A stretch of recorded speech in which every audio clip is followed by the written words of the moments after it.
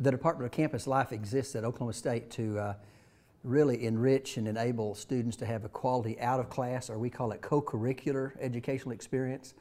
So we know that students come here primarily for that academic program, as they well should, but we know along the way that they will have all sort of intersects, all sort of connections with out-of-class opportunities and experiences. So whether it's volunteerism, fraternities and sororities, whether it's leadership or working with internationals, Student Government Association, and on, we know that the opportunities that students get in the out-of-class experience greatly enrich their total educational experience and better prepares them as they pursue internships, as they prepare to graduate and that sort of thing. So Campus Life is in the business, if you would, to help students excel in that co-curricular environment. And with over 400 student organizations, that's kind of a beginning point for students to make connections that really help solidify their presence in the university. And of course, it really aids retention, as for students to find that connection, and particularly through a student organization or student event.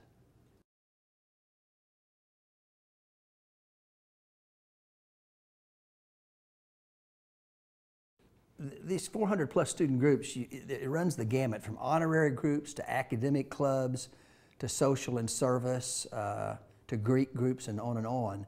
And so a student merely has to determine which niche they might prefer, like maybe one wants to join the Spanish club because of the academic area they're studying, or one wants to be involved in Into the Streets because of community service they would like to do on that given Saturday in November.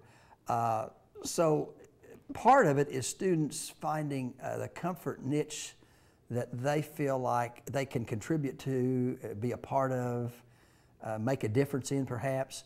And of course, along the way, a beauty of that experience is the connections they make with other students, some of which wind up being lifelong, not only give them some inroads to other opportunities, jobs, organizations, whatever, but it also helps them develop skills that they're going to need in the workplace, such as decision making, such as delegation, leadership, etc. So it all begins for students at Oklahoma State, I think, in the out-of-class experience with the right connections to student organizations or student activities, student events that on the front side may seem initially like, oh, I just joined, or it was going to be fun. On the back side, time and time again, I hear, wow, I could honestly reflect that on my resume, or a person looking at me for an internship asked me about having been involved in Orange Peel or something like that, and they said, oh, you did that. So on the front end, it may seem like fun, and it is and should be.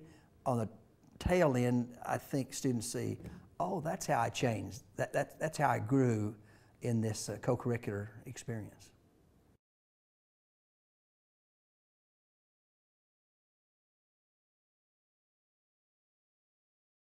Campus Link is our electronic communication medium to keep our student organizations and leaders and advisors informed. So from a communication connection to those organizations and advisors and leaders, to also providing a component for the student development transcript. That is your co-curricular transcript that you develop, to also a way to document and volunteer service hours. Those are all elements that are managed and are part of the Campus Link program. It's in its, I guess, 4th or 5th year and is being in a major way upgraded this summer.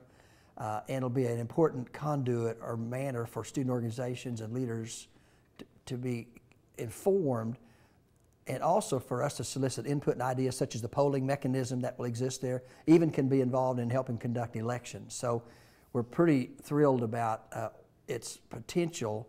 We've learned a lot by what we've had in place, and now with this upgrade, we're optimistic that we can better serve the student organization leaders and advisors, and therefore the university as a whole and the administration, who are always seeking thoughts and opinions and input from students and student leaders, and this is one of those vehicles to help provide that.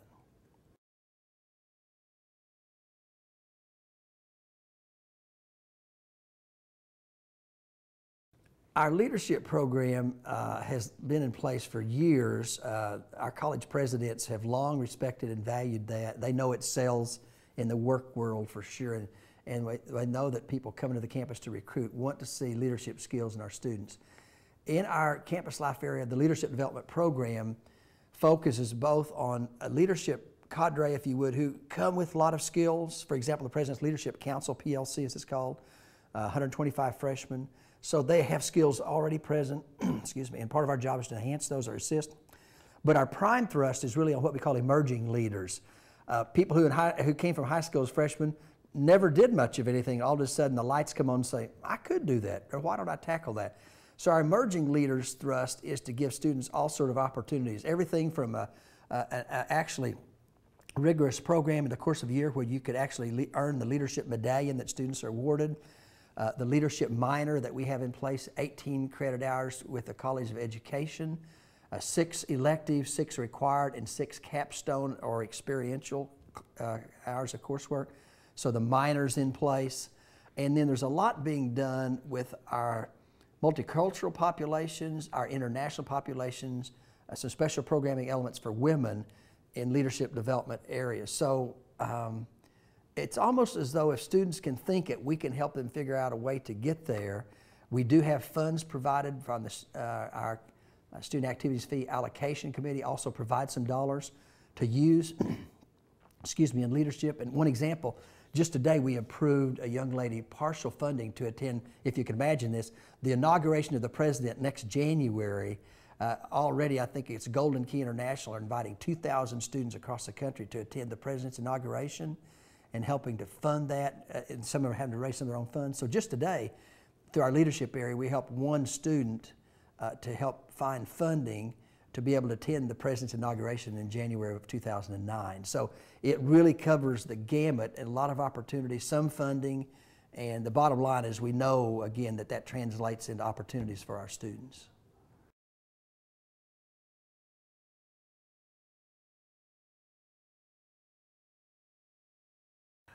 I have, for 12 years, been teaching an arts and sciences 11-11 class, freshman orientation. And I survey my freshmen every year. And so I have 12 years of data on that question regarding best advice for a new student. And actually, I told the parents this week in my session with the parents.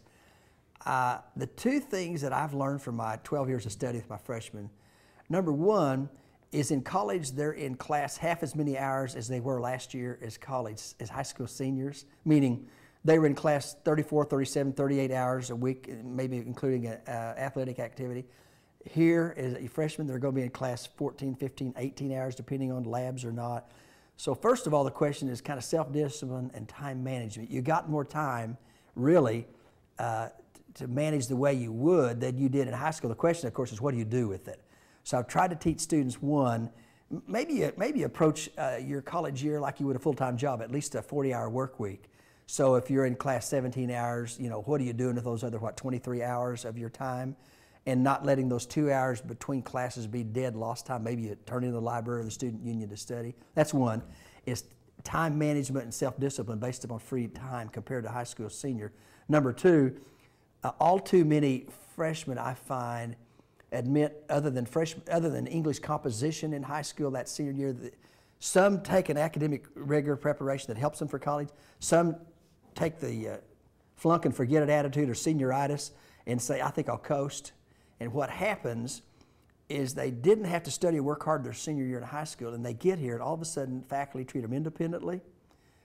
You're a big boy, big girl, you can handle it now on your own. And so other than giving a syllabus and giving them instruction, they expect students to step up and do the work. And what I find is because the study skills got rusty that senior year, they carry over to that freshman time. And I, in my business, I refer to the big 3, the first day, first week, and first month. And depending on how we and the students interact, by that first month, I pretty much know if we're going to have them or not, if we lose them or not. And so a lot of that has to do with how well they transist and not only manage their time, but also work hard on focusing on those study skills. Because I strongly believe if you're admissible here, you can make it here, but too many freshmen don't. And so my question is, how do we help them over the hump? So the time management issue and discipline with that, and number 2 is sharpening on those study skills, because freshmen have reminded me they have never read or written as much in their educational career as they've had to do that first year of the freshman experience. So those are pieces that I've learned from teaching that class.